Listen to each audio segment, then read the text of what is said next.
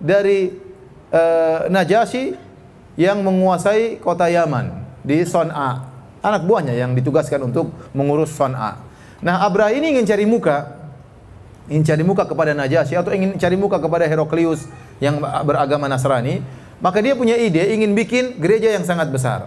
Dia juga jengkel sama orang-orang Arab yang tiap tahun pergi berhaji ke kota Mekah, kemudian tawaf di Ka'bah, kemudian melaksanakan haji ya di Mina, Arafah, sehingga dia ingin membuat sesuatu yang bisa menandingi Ka'bah. Akhirnya dia bangunlah sebuah gereja yang sangat besar. Gereja tersebut dinamakan dengan gereja Al-Qullais. Al-Qullais disebutkan oleh para ulama diambil dari kata Qalansuah yang artinya songkok. Kenapa gereja tersebut sangat tinggi? Itu tinggi di zaman tersebut sehingga kalau orang melihat ujungnya songkoknya jatuh. Orang kalau melihat ujungnya songkoknya bisa apa? Jatuh. Maka disebut dengan gereja Al-Qullais, gereja songkok ya. Saking tingginya. Akhirnya dia buat gereja tersebut sebagai tandingan bagi Ka'bah. Apa yang dilakukan oleh Abraha ini dengar oleh seorang Arab dari Kinana, orang Quraisy. Dia dengar, kata dia ini kurang ajar mau nyanyi Ka'bah ya. Maka dia berjalan dari Jazirah Arab, dia pergi menuju ke Son'a untuk cari gara-gara. Maka dia pun masuk ke dalam tempat ibadah tersebut di malam hari, kemudian dia buang air kecil, buang air besar di situ, dia kotori tempat tersebut ya. Setelah itu dia pergi, kemudian di pagi hari Abraham mendapati gereja atau tempat ibadah yang dia bangga-banggakan tersebut ternyata telah didapati kotoran di situ, ternyata kotoran Arab di situ. Orang Quraisy. Maka dia jengkel. Dan mungkin dia punya intel sehingga ketahuanlah ternyata yang beol di situ ternyata orang Quraisy datang dari jauh-jauh cuma mau beol di situ ya. Akhirnya dia jengkel, maka dia pun membawa pasukan yang banyak untuk menyerang Ka'bah. Dan di antara pasukannya dia bawa, ada yang mengatakan dia bawa 12 ekor gajah, ada yang mengatakan dia bawa 8 ekor gajah. Dan orang-orang Arab, Jazirah Arab tidak pernah melihat gajah sebelumnya. Jadi pasukan yang menakutkan, ada makhluk besar seperti itu, ya, kalau injak orang bisa langsung tewas, ya. Kemudian menyerang mereka. Jadi hal ini sangat menakutkan kabilah-kabilah Arab. Maka berangkatlah Abraha, ya, bersama pasukannya ditemani dengan 12 ekor gajah atau 8 ekor gajah. Kenapa dia bawa gajah sampai 12 atau 8 ekor tersebut? Dibawa rantai, maksud dari Abraha, nanti 12 ekor gajah tadi membuat rantai di Ka'bah kemudian dicungkil. Jadi bukan dilepasin satu-satu batunya, tidak.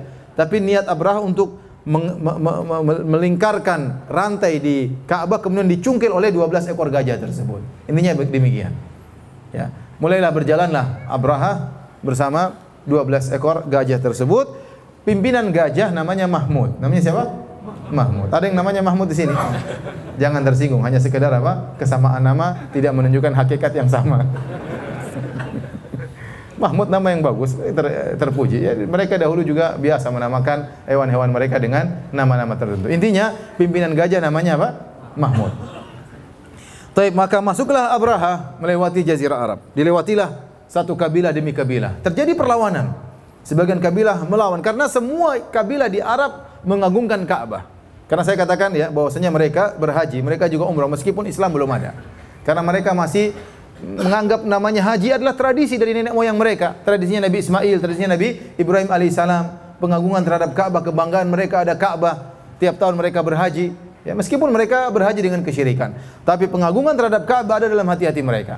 Sehingga waktu Abraha datang dengan pasukannya, terjadilah perlawanan dari sebagian kabilah. Tapi semuanya kalah. Setiap dia melewati satu kabilah dilawan, kalah. Semuanya kalah. Terus dia maju sampai akhirnya mendekat ke Mekah. Sampai mendekat ke Mekah. Ya. Waktu sudah mendekat, sudah masuk areal Mekah, dia buat camp di situ. Dia buat camp di situ. Kemudian, tatkala dia buat camp di situ, tiba-tiba Abdul Muttalib, kakek Nabi SAW, ingin bertemu dengan Abraha. Dan Abdul Muttalib ini seorang yang sangat karismatik, orangnya berwibawa, ya, gagah. Abraha tadinya duduk di singgasananya. Waktu dibilang ada tamu yang bertemu dengan dia, ternyata Abdul Muttalib, dia lihat Abdul Muttalib, dia seorang yang hitam, ya. Tentunya dibandingkan dengan mungkin Abdul Muttalib yang gagah, keren, maka dia pun menghormati Abdul Muttalib. Tadinya dia duduk di singgasana, akhirnya dia turun di bawah, duduk di permadani supaya sederajat dengan Abdul Muttalib karena dia melihat karismatik Abdul Muttalib yang luar biasa. sehingga dipersilakan untuk berbicara. Ternyata waktu berbicara dengan Abdul Muttalib bilang kepada Abraha, "Wahai Abraha, engkau telah mengambil 200 ekor ontaku, kembalikan 200 ekor ontaku."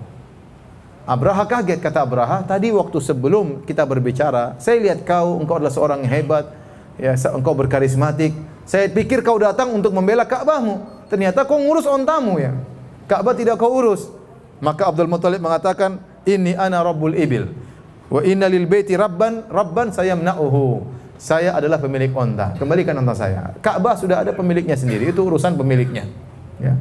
Akhirnya Abraham mengembalikan apa? Onta-onta Abdul Muttalib, dan Abdul Muttalib mengingatkan, sungguhnya walil Ka'bah rabbun yahmiha. Sungguh Ka'bah itu memiliki pemilik yang akan menjaga Ka'bah. Maka Abraha dengan sombongnya berkata, "Makana liyamtani aminni." Dia tidak bisa mencegahku. Pemilik Ka'bah itu tidak akan bisa mencegahku. Maka Abraha melanjutkan perjalanannya membawa pasukan bergajah. Apa kata Abdul Muttalib waktu mendengar Abraha mengatakan dia tidak bisa mencegahku? Kata Abdul Muttalib, "Anta wa dzak, itu urusanmu, itu urusanmu." Kemudian Abdul Muttalib segera balik pulang ke Ka'bah, kemudian berdoa kepada Allah Subhanahu wa taala. Maka Abraha melanjutkan perjalanannya. Dan dia sempat berkata, ya, dia berkata dengan kesombongan, dia berkata, "Ukhbirtu bihadzal baiti alladzi la yadkhulu ahadun illa amin, faji'tu ukhifu ahlahu." Saya dengar tentang Ka'bah ini, tentang Mekah, katanya kalau ada orang masuk di Mekah pasti aman, tidak ada yang berani ganggu. Penduduknya merasa tentram di kota Mekah. Saya datang untuk memberi ketakutan kepada penduduk kota Mekah. Jadi dia sombong dan angkuh. Ya. Kemudian akhirnya dia bawa gajahnya, ya. Tatkala mendekati Ka'bah sudah semakin dekat, tiba-tiba gajah-gajah yang dia bangga-banggakan tersebut berhenti, tidak mau jalan. Mahmud tidak mau jalan, ya. Dan gajah-gajah juga tidak mau jalan. Maka Abraha bingung, ya, ini kenapa tidak mau jalan? Kalau dibelokkan ke kiri jalan, dibelokkan ke kanan jalan. Kalau suruh mundur lebih cepat lagi jalannya. Suruh maju menuju Ka'bah tidak mau. Bisik-bisikin pawangnya datang tidak mau. Apa namanya? Mahmud tidak mau gerak. Kalau Mahmud tidak mau gerak, yang lain juga tidak mau gerak. Akhirnya mereka kebingungan. Tatkala mereka sedang gelisah tersebut, tiba-tiba datang sekelompok burung-burung yang membawa kerikil atau batu yang melemparkan batu tersebut kepada mereka. Kata Ikrimah, beliau berkata, "Annaha kanat tayran khudran kharajat minal bahri laha ru'usun ka ru'usis siba." Burung-burung tersebut berwarna hijau, keluar dari laut, ya mungkin dari Jeddah, dari mana ya. Kemudian lehernya seperti binatang buas. Setiap burung tersebut membawa kerikil yang panas, kemudian dilemparkan kepada pasukan Abraha. Tayran ababil, ababil maksudnya berkelompok-kelompok. Bukan nama burungnya burung ababil, ya jangan salah. Ya, ini burung apa? Burung ababil, bukan. Ababil maksudnya berkelompok-kelompok. Kemudian mereka pun burung-burung tersebut melemparkan kerikil tersebut mengenai pasukan Abraha. Ada di antara mereka yang langsung tewas tatkala itu, ya. Dan di antara mereka ada yang tidak langsung tewas, tapi begitu terkena batu tersebut, mereka ditimpa dengan penyakit gatal yang luar biasa, sehingga mereka menggaruk-garuk tubuh mereka sampai lepas kulit-kulit mereka. Dalam riwayat disebutkan, "Fama baqiya minhum ahadun illa akhadhatul hakkah atau hikkah fakana la yahku ahadun minhum jildahu illa tasaqat lahmuhu." Tidak seorang pun yang terkena dengan lemparan batu tersebut kecuali ditimpa dengan gatal yang luar biasa, sehingga kalau mereka menggaruk tubuh mereka pasti lepas daging dan lepas kulit mereka. Sebagian mereka tewas seketika. Adapun Abraha tidak langsung tewas. Maka dia menderita rasa gatal, kemudian dibawa lari menuju ke kampungnya, kembali ke Son'a. Terus dia berjalan dibawa ke sana, dan tatkala dalam perjalanan tubuhnya preteli, ya. Preteli bahasa Jawa, ya. Apa? Protol, preteli kalau bahasa Jawa kan?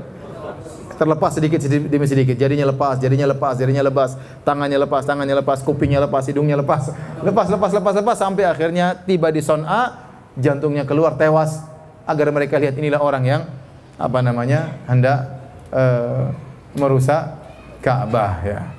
Dari sini tatkala terjadi peristiwa dihancurkannya pasukan tentara bergajah ini, mengangkat wibawa kaum Quraisy. Kenapa? Ternyata mereka tidak punya andil dalam melawan Abraha dan pasukannya, tapi mereka dimenangkan oleh Allah Subhanahu wa taala. Dan Allah punya hikmah di balik ini, kata para ulama. Ini salah satu tanda-tanda lahirnya Nabi sallallahu alaihi wasallam.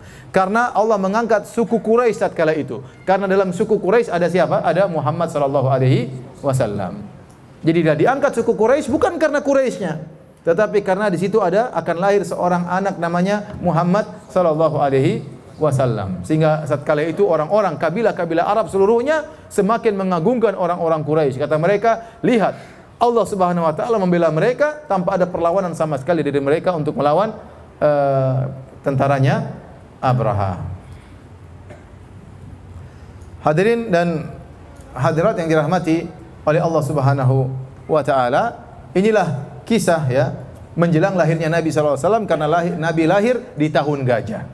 Karena peristiwa ini begitu besar sampai dijadikan penanggalan oleh orang-orang Arab, disebut dengan tahun gajah, Amul Fil, yaitu tahun di mana pasukan bergajah dibinasakan oleh Allah Subhanahu wa taala, sehingga dijadikan tanggal pelanggaran, sehingga tanggal tertentu.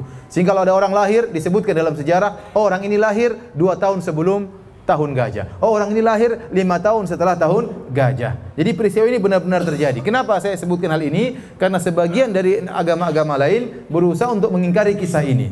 Jawabannya, kisah ini benar-benar terjadi. Dalam Al-Quran disebutkan, bahkan dalam puisi-puisi orang-orang jahiliyah mereka sebutkan tentang kisah ini. Bahkan dijadikan sebagai tahun penanggalan. Sehingga seorang kalau lahir dikatakan 2 tahun setelah peristiwa bergajah, atau 3 tahun setelah peristiwa bergajah, atau lahir tatkala peristiwa tentara bergajah dihancurkan oleh Allah Subhanahu wa taala. Ini menunjukkan kejadian ini pernah ada.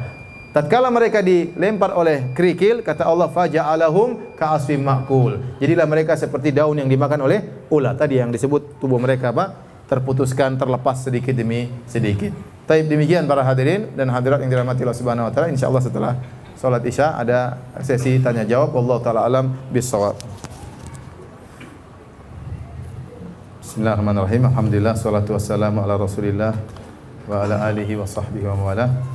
Para hadirin dan hadirat yang dirahmati oleh Allah Subhanahu wa taala, kita masuk pada sesi kedua tentang tanya jawab ya. Adapun pertanyaan yang pertama ya. Assalamualaikum warahmatullahi wabarakatuh. Ustaz, apa benar kondisi pemerintah Arab Saudi saat ini sedang menuju ke zaman jahiliyah dengan dibuatnya peraturan baru, dilegalkan dan diberi kebebasan untuk akhwat menggunakan hijab, tidak lagi berwarna hitam, akhwat bisa menonton bioskop dan pertandingan sepak bola dan sebagainya. Jazakallahu khairan wa barakallahu fik. Arab Saudi setahu saya ya adalah satu-satunya negara yang dibangun di atas undang-undang Al-Quran dan Sunnah, satu-satunya ya. Tentunya tidak sempurna, ada kekurangan. Di sana juga ada perseteruan, ada orang-orang yang belajar di luar kemudian kembali ke Arab Saudi, memiliki pemikiran liberal dan yang lainnya. Tapi secara umum ulamanya tetap ulama di atas manhajus salaf, dan mereka tidak ragu-ragu untuk menyatakan suatu haram kalau haram atau halal adalah suatu yang halal ya.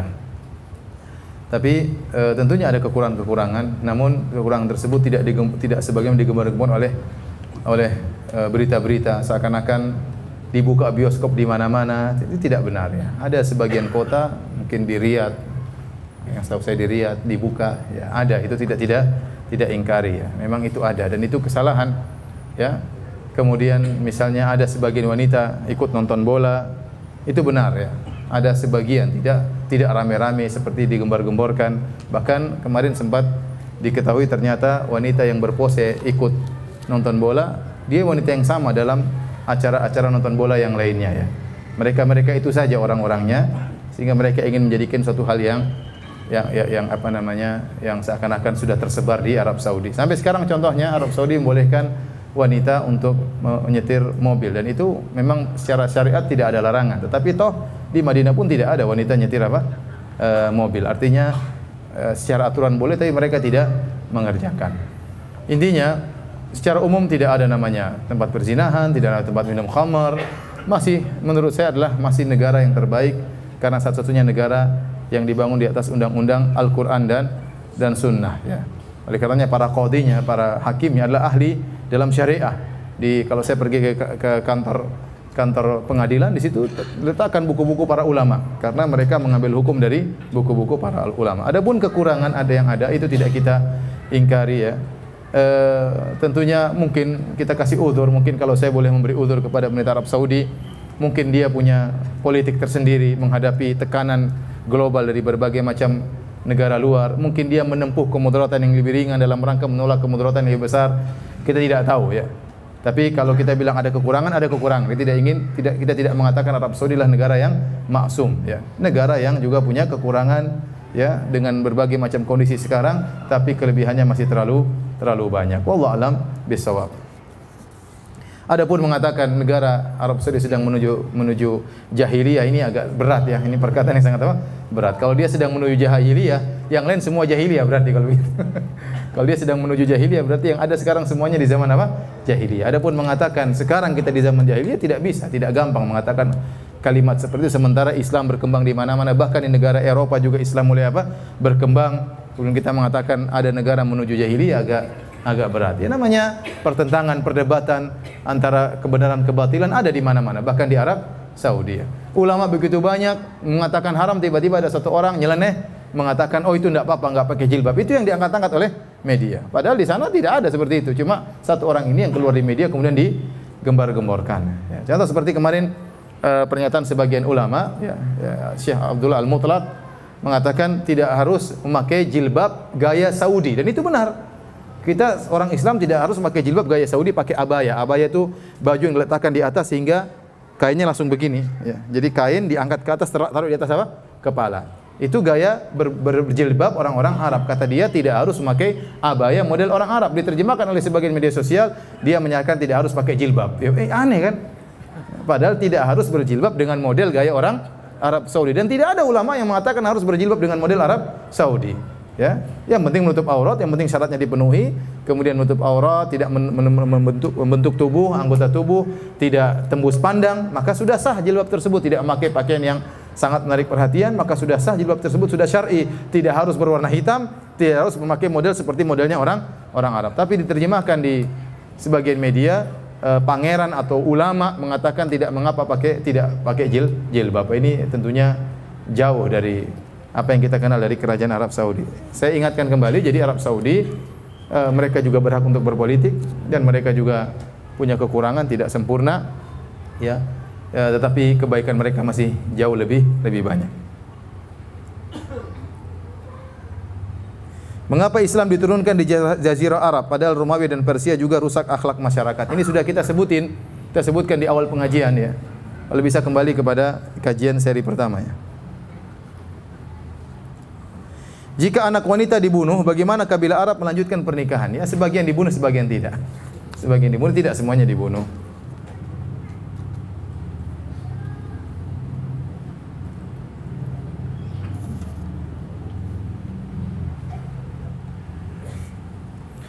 Apakah adat di Indonesia yang mana dalam pernikahan mematok mahar dan resepsi yang besar dan bermewah-mewahan termasuk kerusakan moral, dan mohon nasihatnya?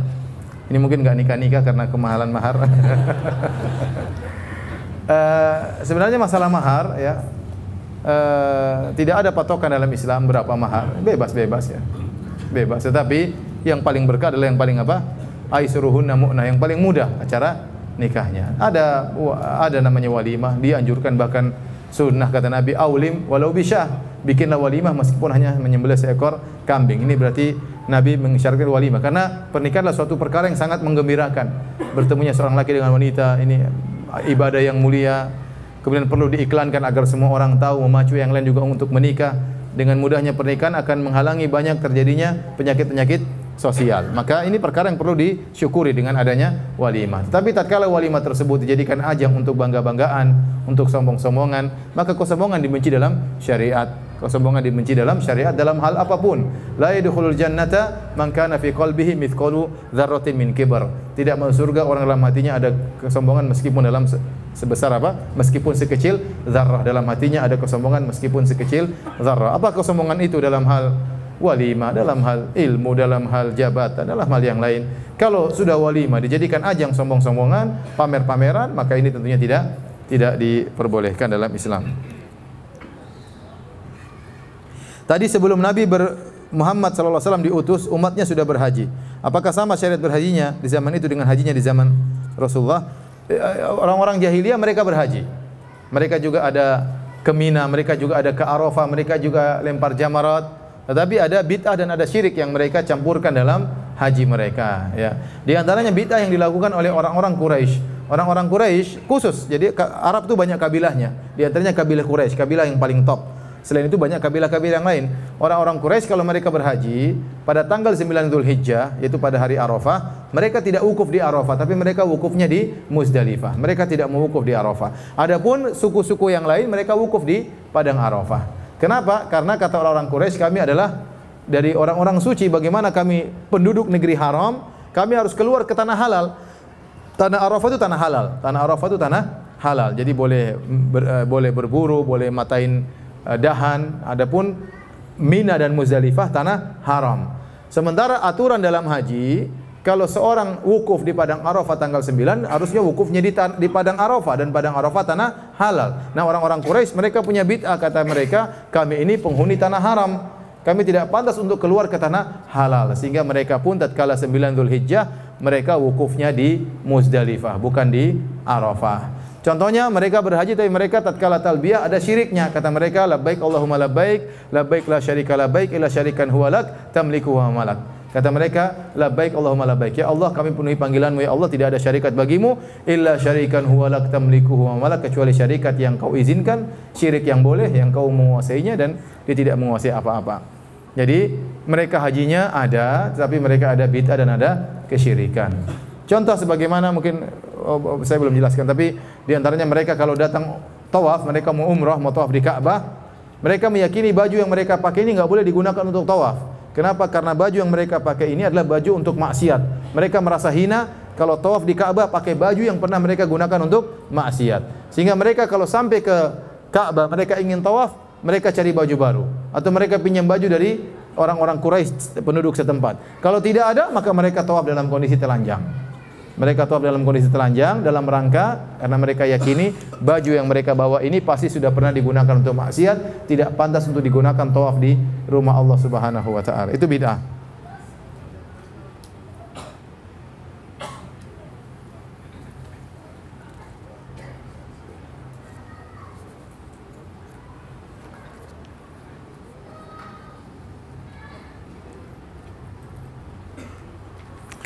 Ana pernah merantau ke luar negeri selama 2 tahun dan selama 2 Ramadan ana tidak pernah berpuasa karena pekerjaan ana terlalu berat sehingga ana tidak mampu untuk berpuasa. Apakah ana harus mengqadhanya atau membayar denda, dan apakah kepergian ana termasuk musafir?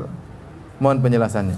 Kalau seorang ternyata dia punya kewajiban dan tidak bisa dia tinggalkan mencari nafkah, ya, seperti orang-orang kerja di negara kafir, dia minta cuti enggak dikasih cuti dan dia perlu untuk bekerja, ya, untuk nafkah anak istrinya misalnya, dan dia bekerja. Kalau dia ternyata tidak mampu, maka dia boleh berbuka. Dia boleh berbuka. Tapi dia berusaha untuk berpuasa. Dia berusaha untuk berpuasa. Kalau sudah tidak mampu, maka dia berbuka. Ya. Dan dia berusaha berpuasa di waktu yang lain, di bulan yang lain, dengan mengqadhanya. Karena dia berhalangan. Ya. Karena dia berhalangan. Ya.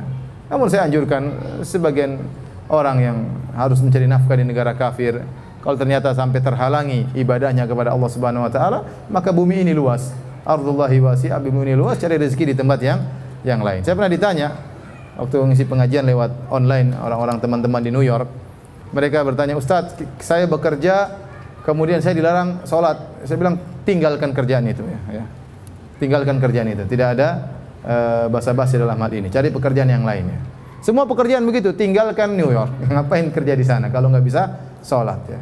Ya, para sahabat dahulu kenapa disuruh berhijrah dari Mekah menuju kota Madinah? Karena mereka di Mekah tidak bisa beribadah kepada Allah. Alam takun ardullahi wasi'ah fatuhajiru fiha. Kata Allah, bukankah bumi Allah luas kalian bisa berhijrah? Ngapain memaksa menetap satu tempat yang kita tidak bisa beribadah kepada Allah Subhanahu wa taala?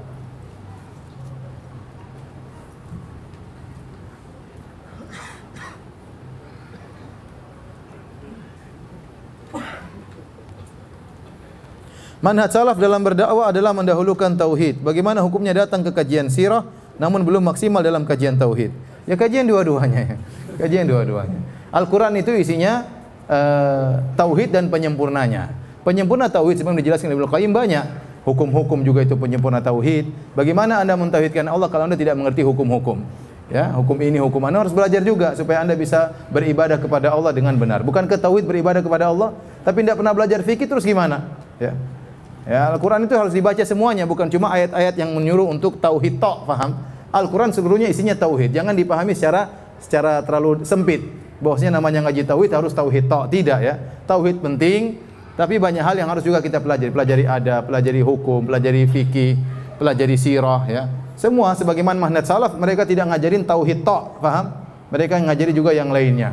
Tetapi konsentrasinya tentunya adalah tauhid. Nanti kita akan bahas masalah sirah pun banyak saya masukkan tentang masalah tauhid ya. Tadi saya jelaskan bahwasanya orang yang baik seperti Hatim At-Ta'i tadi ternyata amalnya tidak diterima. Kenapa dia tidak bertauhid kepada Allah Subhanahu wa taala? Tadi saya sebutkan ada mereka juga berhaji, mereka berumrah tapi ternyata dicampur dengan kesyirikan. Jadi, jangan kita salah paham dengan plak bahwasanya ngaji tauhid berarti harus kita tauhid tok, yang lainnya tidak dikaji. Ini enggak benar ya. Ini enggak benar. Ini salah paham. Muamalah ya. Kalau kita enggak ngerti tentang muamalah, terjerumus dalam riba. Bagaimana mentauhidkan Allah dengan baik sementara kita melakukan apa? Riba. Bagaimana mengagungkan Allah dengan baik sementara kita tidak paham tentang riba. Jadi semua dipelajari meskipun konsentrasi tauhid tentu lebih besar karena masyarakat kita masih banyak yang belum ngerti tentang masalah tauhid. Tapi semuanya dibahas. Semuanya dibahas. Islam itu sempurna ya. Islam itu sempurna. Dan ini yang dilakukan di Saudi juga. Di Saudi bukan kajian kitab tauhid saja. Antum coba kalau masuk di Masjid Nabawi, kitab tauhid. Nanti pembahasan masalah fikih, masalah bahkan fikih mazhab Syafi'i, ada fikih mazhab Hambali, ada kajian sirah, ada kajian banyak kajian-kajian. Ada kajian adab, ada kajian. Bukan berarti kalau ngaji tauhid berarti harus kitab tauhid tok ya. Saya pun ngajar kitab tauhid, kajian rutin. Saya juga ada sirah, saya juga ada fikih ya. Saya juga ada kajian kitabul adab ya. Karena Al-Qur'an harus dibahas seluruhnya. Paham? Jangan salah paham, jangan cuma disangka namanya tauhid tok ya. Oleh karenanya para hadirin hadirat yang hati Allah Subhanahu wa taala, kalau ada ustaz yang bahas yang lain tidak perlu kita nyinyir, enggak perlu kita sindir ya. Ada ustaz misalnya pakar dalam muamalah, penting atau tidak? Atau enggak usah ngaji kitab tauhid aja. Yang ngaji muamalah enggak usah, enggak benar berarti. Yang ngaji tauhid ngaji muamalah juga. Yang salah kalau ngaji muamalah tok tidak pernah ngaji tauhid, ya itu salah. Ya. Ustaz itu enggak pernah bahas tauhid, ya ustaz itu sudah mencukupkan ustaz yang lain bahas tauhid. Kalau semua ustaz bahas tauhid, kemudian siapa yang bahas muamalah? Siapa yang bahas masalah adab? Siapa yang bahas masalah fikih, menikah, fikih cerai? Siapa yang bahas? Yang antum saja enggak ngerti masalah fikih cerai. Cerai istri enggak ngerti, ternyata sudah talak 3, enggak paham. Ya. Siapa yang bahas fikih poligami? Akhirnya poligami ngawur ya. Siapa yang bahas? Ngaji tauhid terus gimana bahas fikih poligami? Paham? Jadi semuanya dibahas ya. Riyadhus Shalihin perlu dibahas enggak? Perlu. Al-Quran perlu dibahas nggak? Ya, Al-Quran itu ayatnya banyak tentang hukum, tentang fikih, tentang akhirat, tentang hari kiamat, macam-macam. Jadi Ibnu Qayyim rahimahullah mengatakan Al-Quran Islam seluruhnya tauhid. Ada tauhid secara langsung to the point tauhid, ada penyempurna tauhid. Di antara penyempurna tauhid masalah hukum-hukum harus dimengerti karena ini adalah penyempurna tauhid. Terus menjelaskan tentang penghuni surga, menjelaskan tentang penghuni neraka jahanam. Ini semua berkaitan dengan tauhid.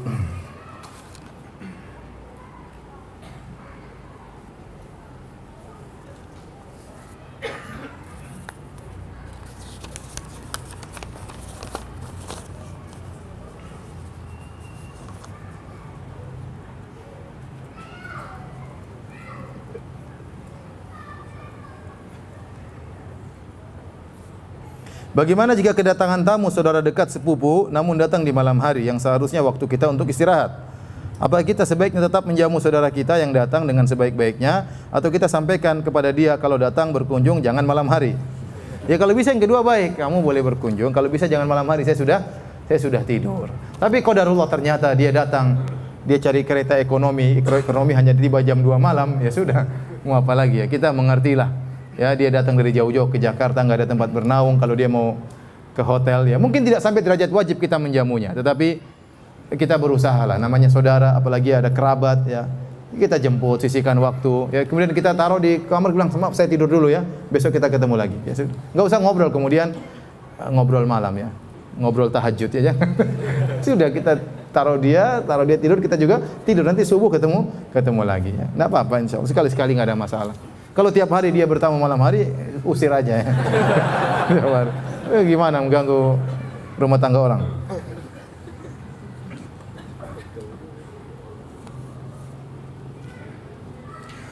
Tadi disebutkan bahwasanya sebagian orang-orang Quraisy berdoa tatkala mereka bersandar di Ka'bah. Disebut dalam sebagian riwayat mereka demikian, mereka beri Ka'bah kemudian mereka berdoa. Apakah mereka berarti bertauhid? Tidak ya. Mereka jangankan mereka berdoa, mereka berhaji atau tidak? Jangan cuma berdoa, mereka juga tawaf, mereka juga apa? berhaji. Tapi apakah mereka kemudian otomatis berhaji jadi orang Islam? Jawabannya tidak. Meskipun mereka berhaji, mereka di atas apa? Kesyirikan.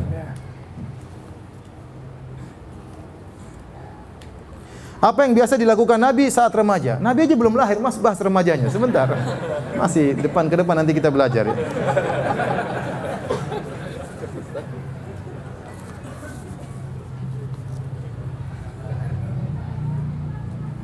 Ustadz mohon nasihatnya untuk seorang yang suka kecewa apabila realita tidak seperti yang bisa dia ekspektasikan, yang mereka ekspektasikan. Apa ekspektasi? Saya nggak paham. Apa? Apa? Oh, harapkan. Ya ikhwan, di dunia ini ya ada hal-hal yang sesuai dengan keinginan kita dan banyak yang tidak sesuai dengan apa? Keinginan kita. Contoh, bukankah setiap kita, mohon maaf, ingin punya istri yang seperti Siti Khadijah, iya atau tidak? Iya atau tidak? Tapi apakah istri kita seperti Siti Khadijah? Enggak, ternyata terkadang Siti Khadijah, terkadang Siti ini, terkadang Siti Wulandari. Tidak semua sesuai dengan harapan kita. Bukankah semua wanita ingin suaminya seperti Nabi Muhammad SAW? Tidak semuanya seperti Nabi. Terkadang seperti Nabi, terkadang Abu Jahal, terkadang keras kepala, terkadang baik, ya begitu. Jadi tidak ada yang sempurna. Sempurna cuma di akhirat. Ya. Makanya Allah alam di antara hikmah kenapa tidak ada yang sempurna di dunia, agar kita senantiasa merindukan apa? Akhirat. Agar kita tahu bahwasanya nikmat yang sempurna hanyalah di surga. Di dunia enggak ada yang sempurna. Teman aja tidak ada yang sempurna. Teman kita sangat baik, tapi terkadang dia mengecewakan kita. Ya, kita alami. Ya, terkadang saat kita lagi butuh-butuhnya dia tidak hadir atau dia minta uzur untuk tidak menolong kita. Padahal di saat-saat kita membutuhkan dia. Tapi bukan berarti teman tersebut akhirnya kita tinggalkan, kita musuhin, enggak. Kita tidak ada yang sempurna. Kita lihat selama yang mendominasi adalah kebaikan, maka tetap kita berteman dengan dia. Kalau kita selalu berharap apa yang kita inginkan tercapai, enggak akan mungkin. Maka saya nasihatkan kepada sang penanya ya, atau orang yang sedih selalu ternyata mendapati perkara yang tidak sesuai dengan harapan dia, bersabar. Demikianlah kehidupan dunia ini. Ya. Jangankan anda yang mungkin orang biasa, raja saja. Ya. Saya tanya sama antum, apakah Raja Salman, hafizahullah, selalu mencapai apa yang dia harapkan? Belum tentu. Presiden, apakah presiden selalu tercapai yang dia harapkan? Belum tentu. Bisa jadi lebih pusing daripada kita. Ya. Oleh karenanya, tidak semua yang kita harapkan selalu pasti terwujudkan. Ya. Dan kalau kita sudah berusaha, terlebih kita sudah istikharah, sudah musyawarah, sudah berusaha, ternyata Allah mentakdirkan sesuatu, yakinlah itu yang terbaik. Yakinlah itu yang terbaik.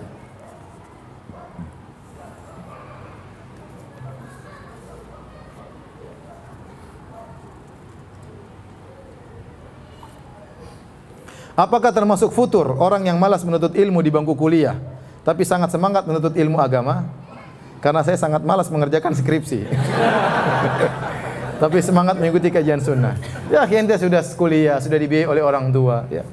Kita sebagaimana, anggap saja anda sedang bekerja. Anda coba kalau kerja di kantor malas-malasan cuma ikut kajian sunnah, anda akan dipecat sama bos ya. Kalau sudah dipecat, akhirnya susah juga ngaji. Akhirnya cari kerja yang lain, susah dapat duit, susah juga ngaji. Sampai di rumah diomelin sama istri, repot ya.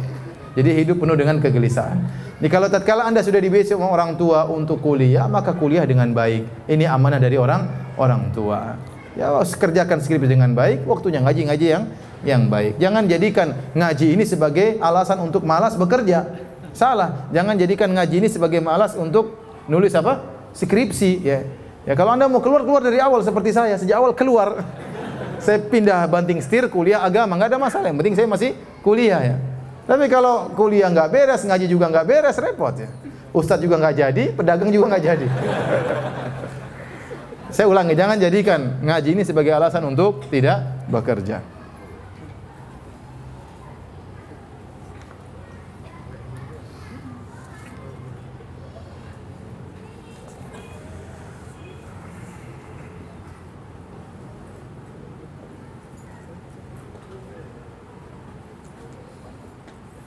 Dalil zulumat ila nur, dari kegelapan menuju cahaya.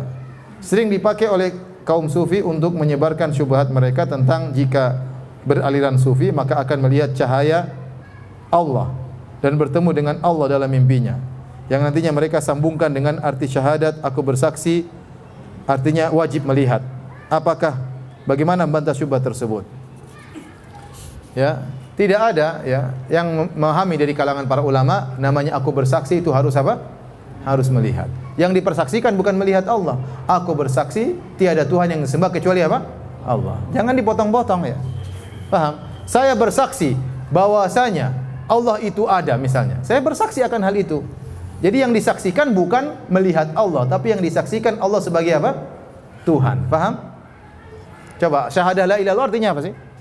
Asyhadu an la ilaha illallah. Aku bersaksi bahwasanya tidak ada yang berhak disembah kecuali apa? Allah. Bukan aku bersaksi melihat. Ini sufi tidak tahu bahasa Arab, paham? Bersaksi itu bukan artinya apa? Melihat. Kalau bahasa Indonesia menyaksikan, iya benar. Jadi dia mau nafsirkan la ilaha illallah bahasa Arab dengan bahasa apa? Indonesia. Ini ngawur, seperti inilah kejahilan. Gara-gara kejahilan akhirnya timbul yang seperti ini. Ya. Padahal namanya bersaksi itu bukan melihat, tapi mempersaksikan, membenarkan ya, bahwasanya tidak ada yang berhak disembah kecuali apa? Allah, ya. Kalau saya bilang apa namanya? Saya bersaksi bahwasanya 3 lebih banyak daripada 2 misalnya. Apakah saya lihat? Saya tidak lihat, tapi itu sesuatu yang saya saksikan. Artinya saya membenarkan. Ini contoh karena di antara kerusakan yang timbul sering menafsirkan sesuatu yang tidak pakar bahasa Arab, akhirnya mengartikan sesuatu dengan bahasa dia sendiri. Akhirnya timbullah penyimpangan seperti ini. Ya.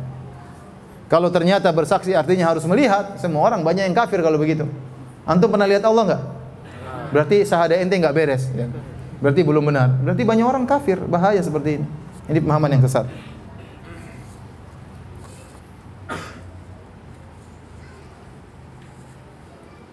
Ustadz, apakah termasuk jahiliyah kalau kita takut tidak bisa mendidik anak, apalagi dalam hal agama?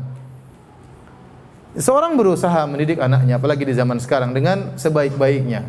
Dia didik di rumah, diajarkan yang baik-baik, dia contohkan yang baik-baik. Masalah hidayah di tangan Allah Subhanahu wa Ta'ala. Seorang kalau sudah berusaha, dia punya hujah di hadapan Allah, ya Allah saya sudah berusaha. Dan usaha kita mendidik anak, apakah anak kita menjadi baik atau tidak, usaha kita tetap berpahala. Adapun dia baik atau tidak urusan Allah Subhanahu wa Ta'ala. Nabi Nuh alaihissalam berusaha mendidik anaknya 1000 tahun atau 950 tahun, ternyata anaknya tetap aja kafir. Tapi apakah Nabi Nuh alaihissalam dicela oleh Allah Subhanahu wa Ta'ala? Jawabannya tidak. Tetap saja dipuji oleh Allah Subhanahu wa Ta'ala. Yang penting kita berusaha. Demikian para hadirin hadirat kajian kita pada kesempatan kali ini. Insyaallah kita lanjutkan pada kesempatan yang lain. Kita buka kafaratul majelis. Subhanakallah bihamdik asyhadu an la ilaha illa anta astaghfiruka wa atubu ilaik. Assalamualaikum warahmatullahi wabarakatuh.